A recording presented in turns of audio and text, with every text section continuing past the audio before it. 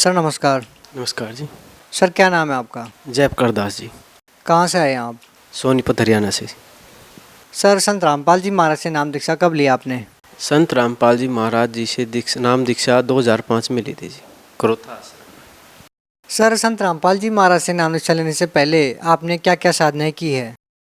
संत रामपाल जी महाराज जी से दीक्षा लेने से पहले जो हमारे घरेलू होते हैं, पितृ पूजा, और ये गुड़गांव वाली माता, और इधर मुरथल में है ये बावरिये, और भी कई जगह प्रचलित जगह जो पूजा की होती है वहाँ हम मतलब हर वार त्यौहार पर जाते थे। और जैसे भाई गांव में कोई समाध है वहाँ पर चले जाते थे, प्रसाद चढ़ाते थे। और मेन तो ये पितृ पूजा ही चलती थी। संत रामपाल जी महाराज से नाम दीक्षा लेने से पहले जो भक्ति आपने की, उन साधनाओं को करने से आपको क्या लाभ मिला? संत रामपाल जी महाराज जी की शरण में आने से पहले जो साधनाएं करते थे, लाभ तो कुछ मिला नहीं, उल्टा नुकसान होता था, क्योंकि वो शास्त्र विरुद्ध अनुसार साधना थी। और ये भी हमें सदगुरु संत रामपाल जी महाराज जी की शरण में आने से पता चला कि ये शास्त्र विरुद्ध साधनाएं हैं। और जहाँ भी हम जाते थे, किसी को जैसे हाथ दिखाने या अपना कुछ दुख दर्द होता था प्रेत आत्माओं का, तो कहते थे भाई पितर है और तुम्हारे माता है, ये तुम्हारे को तंग कर रही है और तुम इनका बंदोबस्त करा लो। तो जहाँ भी जाते तो वो अपनी तरह से कर देते थे, परंतु कोई लाभ नहीं होता था। उससे उल्टा नुकसान ये होता था कि पशुओं में जैसे वो बच्चे, उनके बच्चे होते हैं वो मर जाते थे 2 महीने का 3 महीने का। जैसे भाई 60,000 की भैंस लाते तो दूसरे दिन ही 10,000 की हो जाती थी। तो इसलिए काफ़ी नुकसान होता था, खेत में भी बहुत नुकसान होता था, फसल की फसल उजाड़ हो जाती थी, जिस कारण से हम बिल्कुल आर्थिक स्थिति से बिल्कुल ही गिर चुके थे। तो फिर आप संत रामपाल जी महाराज की शरण में कैसे आए? सदगुरु संत रामपाल जी महाराज की शरण में 2005 में आए जी। और आने का कारण यह है कि हमारे पर प्रेत आत्माओं का बहुत प्रभाव था, जिस कारण हम बहुत दुखी थे। और सदगुरु संत रामपाल जी महाराज की शरण में 2005 में आए जी। सर संत रामपाल जी महाराज की शरण में आने के बाद आपको क्या क्या लाभ मिले? सदगुरु संत रामपाल जी महाराज जी के शरण में आने के बाद पहला लाभ ये है कि संतान प्राप्त हुई। संतान उससे पहले मैं डॉक्टरी करवाई, डॉक्टरी में पाया गया, तो उसमें मैं डॉक्टरी में पाया गया कि मैं नील हूँ। और डॉक्टर ने कह दिया भाई कि तेरे को संतान नहीं हो सकती, कि तेरे जो नील शुक्राणु हो नील है बिल्कुल, कोई भी दवाई कर ले नहीं हो सकती।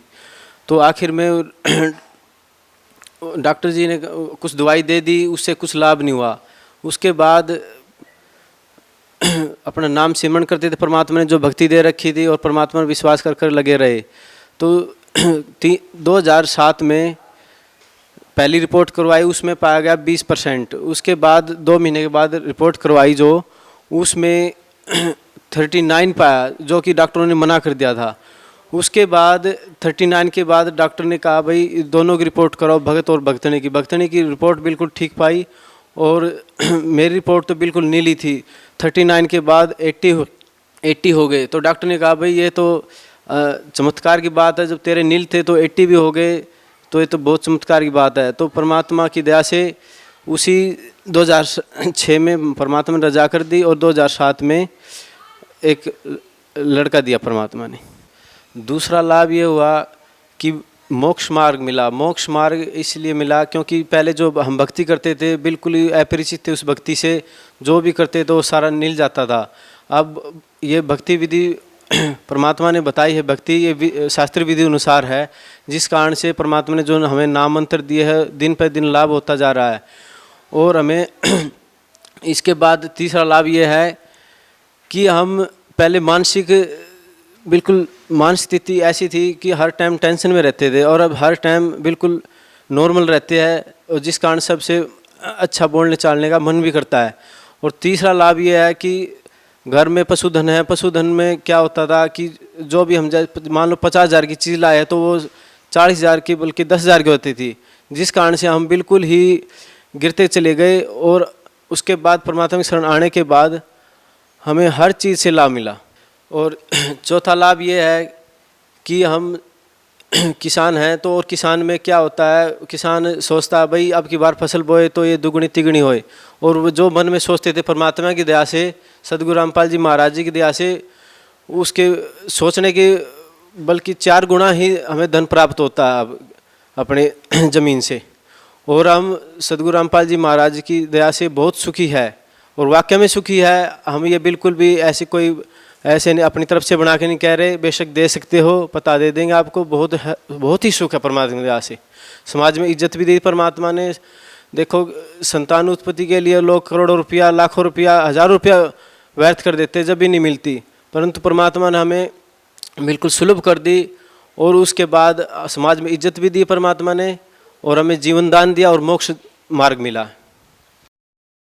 सर, संत रामपाल जी महाराज अभी जेल में है, तो उनके प्रति आप लोगों का अब कैसा भाव है? देखो सर, सदगुरु रामपाल जी महाराज हमारे साथ ही रहते हैं। वो तो लोगों की नज़र में है, परंतु सदगुरु रामपाल जी महाराज की दया से जो भक्ति दी है परमात्मा ने, उससे बल्कि हमारा अब तो दुगुना तिगुना चौगुना ही अटूट श्रद्धा है, क्योंकि परमात्मा ने हमें हर चीज़ से सुखी कर दिया है और शास्त्र विधि अनुसार साधना बताई परमात्मा ने, जिस कारण हम सुखी तो है ही। और परमात्मा ने हमें सदगुरु रामपाल जी महाराज ने जीवन दान भी दिया है। पूरी पृथ्वी पर हम घूम चुके थे, हर कोने कोने में, तब ये सुख नहीं मिला जो परमात्मा सदगुरु रामपाल जी महाराज जी ने दिया। सर, भगत समाज को क्या संदेश देना चाहते हैं?